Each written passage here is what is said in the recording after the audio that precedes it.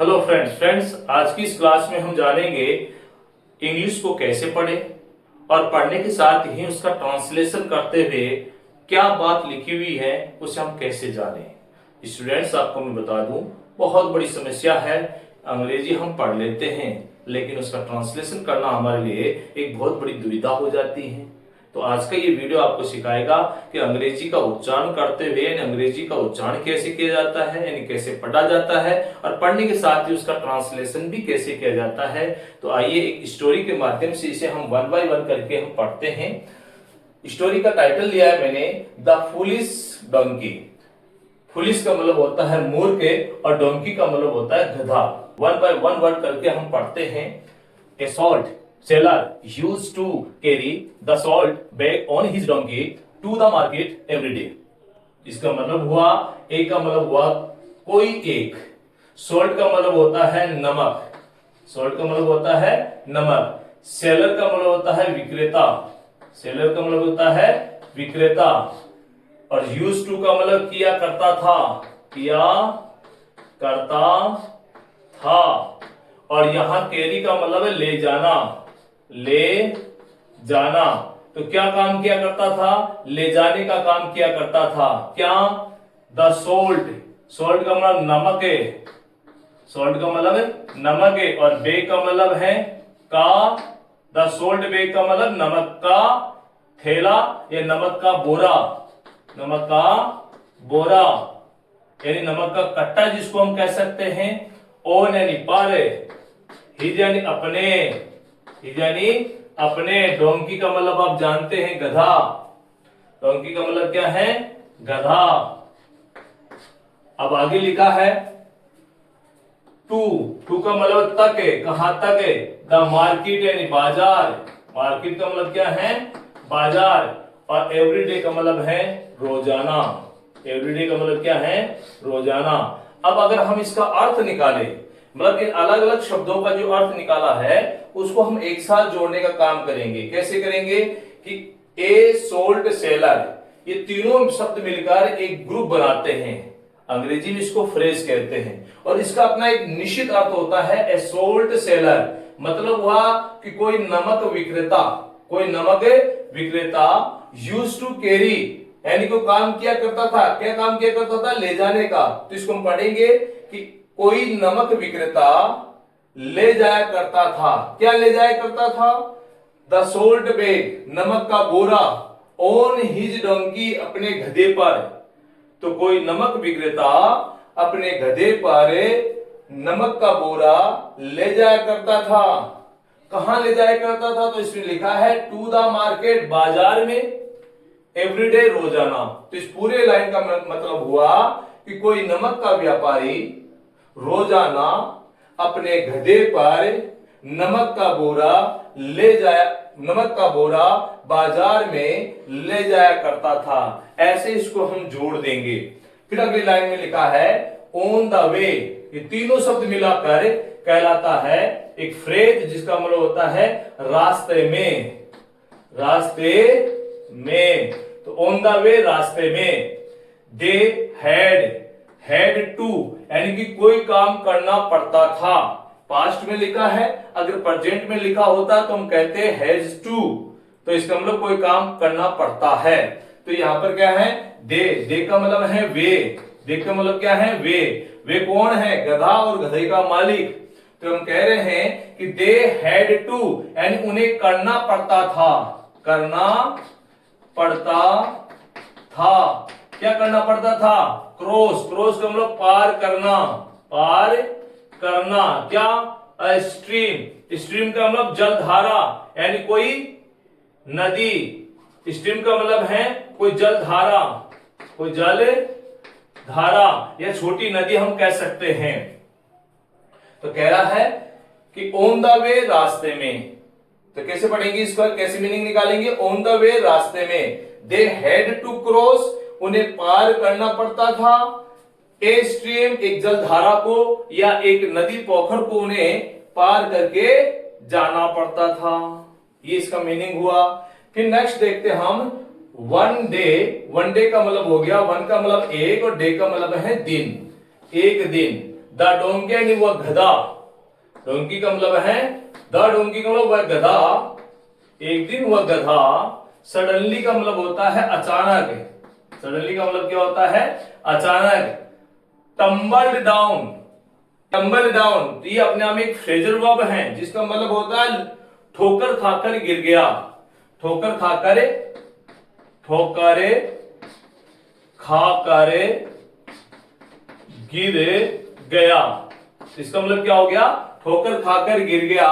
The stream यानी जलधारा में, स्ट्रीम का मतलब क्या है जलधारा, यानी जलधारा में गिर गया। तो यहां फिर आगे लिखा है एंड यानी और, एंड का मतलब क्या होता है और, यानी कि और दूसरा काम क्या हुआ। The salt bag, salt bag का मतलब नमक का बोरा, और वो नमक का बोरा यानी वो नमक का बोरा, ऑल्सो, ऑल्सो का मतलब होता है भी, और फेल यानी गिर गया, फेल यानी गिर गया, और इनटू यानी में, किसमें गिर गया द वाटर यानी पानी में, वाटर यानी पानी में, और वो नमक का बोरा पानी में गिर गया। तो कैसे अर्थ निकालेंगे इसका कि एक दिन वह गधा अचानक ठोकर खाकर जलधारा में, जलधारा में गिर गया, और नमक का बोरा भी पानी में गिर गया, नमक का बोरा भी पानी में गिर गया। आगे लिखा है द सोल्ट यानी वह नमक, द सोल्ट यानी वह नमक है, यानी वह नमक है जो नमक बोरे में था, डिजोल्ड, डिजोल्ड का मतलब है घुल गया, डिजोल्ड का मतलब है घुल गया, और वह नमक घुल गया इन द वाटर यानी पानी में, और वो नमक किसमें घुल गया पानी में। तो कैसे अर्थ निकालेंगे वह नमक पानी में घुल गया।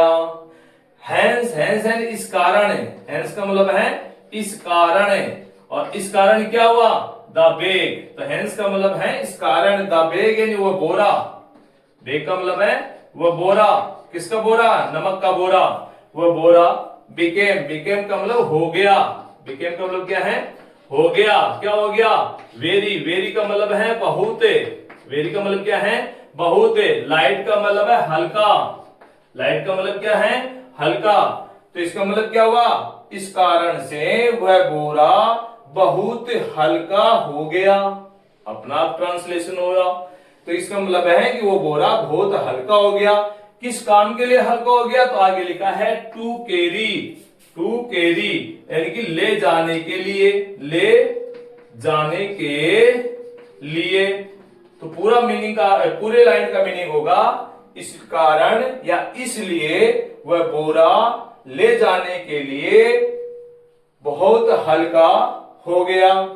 आगे लिखा है वह गधा वो यानी था, हैप्पी यानी खुश, और वह गधा क्या था खुश, क्यों खुश था क्योंकि उसको बोझ कम ढोना पड़ रहा था। तो इसका मीनिंग निकालेंगे हम कि वह गधा खुश था, वह गधा क्या था खुश था। आगे लिखा है देन, देन यानी फिर, देन का मतलब होता है फिर।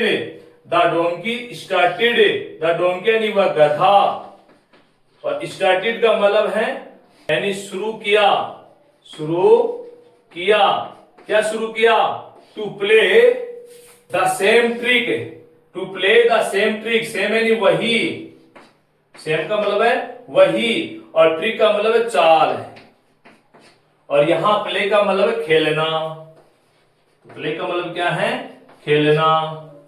एवरीडे का मतलब है रोजाना, रोजाना। तो अब देखिए इसमें फिर उस गधे ने रोजाना वही चाल चलना या खेलना शुरू किया। पूरी लाइन का मीनिंग आया। ऐसे हम आगे बढ़ेंगे। द सॉल्ट सेलर, नमक विक्रेता, द सोल्ट सेलर नमक विक्रेता, नमक विक्रेता यानी नमक का बेचने वाला। Came to understand, came to understand ये फ्रेज है जिसका मतलब है समझ गया, समझ गया, और वह नमक विक्रेता समझ गया। तो नमक विक्रेता वह नमक विक्रेता, द सॉल्ट सेलर का मतलब नमक विक्रेता समझ गया, क्या समझ गया द ट्रिक, चाल को। किसको समझ गया चाल को समझ गया, एंड यानी और डिसाइडेड यानी तय किया, क्या तय किया? टू टीच अ लेसन, सबक सिखाना। टू टीच ए लेसन का मतलब क्या होता है? सबक सिखाना, सबक सिखाना। और उसने सबक सिखाना निश्चय किया, यानी निश्चय किया। किसको? टू इट कौन है यहाँ पर? गधे के लिए है, यहाँ पर इट गधे के लिए प्रयोग हुआ है। तो गधे को, इट का मतलब किसके लिए? गधे के लिए है, यानी कि गधे को सबक सिखाना तय किया, और उसने सबक सिखाना, गधे को सबक सिखाना तय किया। तो पूरी लाइन का क्या होगा? और वो उसकी चाल को समझ गया और उस गधे को सबक सिखाना निश्चय तय किया। द नेक्स्ट डे, अगले दिन। द नेक्स्ट डे का मतलब होता है अगले दिन। और अगले दिन क्या हुआ? ही उसने कौन है? ही यानी उसने कौन है? गधे के मालिक ने। लोडेड यानी लदा, लोडेड यानी लदा। क्या लदा? ए कॉटन, कॉटन का मतलब कपास, कॉटन का मतलब क्या होता है? कपास। बेग का मतलब बोरा, और क्या लद दिया? कपास का बोरा। ओन यानी पर, द डोंकी यानी गधे पर। किस पर? गधे पर। और इसका मतलब हुआ कि अगले दिन उसने गधे पर एक कपास का बोरा लाद दिया, यानी लद दिया। और आज की इस स्टोरी में हम यहीं तक पढ़ेंगे।